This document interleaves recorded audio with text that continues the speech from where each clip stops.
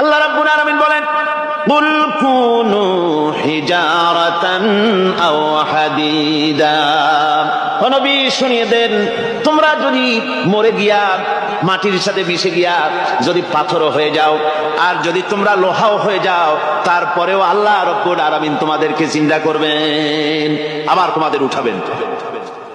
ওরা বলে যে আচ্ছা বুঝলাম, কে উঠাবে আমাদের, কেমনে উঠাবে?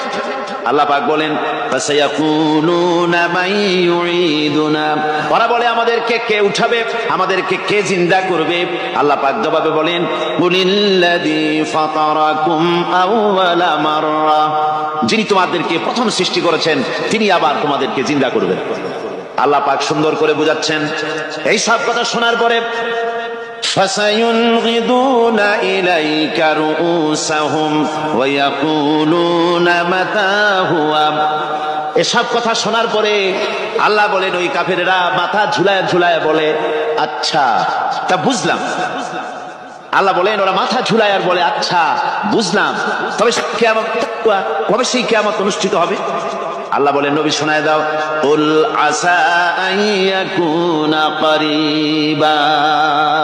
বেশি দেরি নাই, হতে পারে খুবই তাড়াতাড়ি। কি বলা যায়, সে সময়টা অতি নিকটবর্তী হয়ে যেতে পারে, খুবই নিকটবর্তী সে সময়, সে বেশি দেরি হওয়ার কথা নয়। আল্লাহ পাক এবার মানুষকে যুক্তি দিয়ে বোঝাচ্ছেন।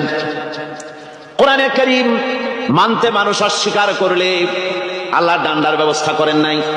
নবীজিকে বলেছেন, ইন্নামা আনতা মুযাক্কিরুন লাস্তা আলাইহিম বিমুসাইতির। নবী, আপনি একজন উপদেশক, উপদেশ দিয়ে যান। আপনাকে দারোগা করে বানাই নাই লাঠি চার্জ করার জন্য, পিটায় মানুষ হেদায়েত করার দরকার। মানুষকে বুঝান, যুক্তি দিয়া বুঝান। আল্লাহ নিজে যুক্তি দিচ্ছেন, আনতুম আশাদ্দু খালকান আমিস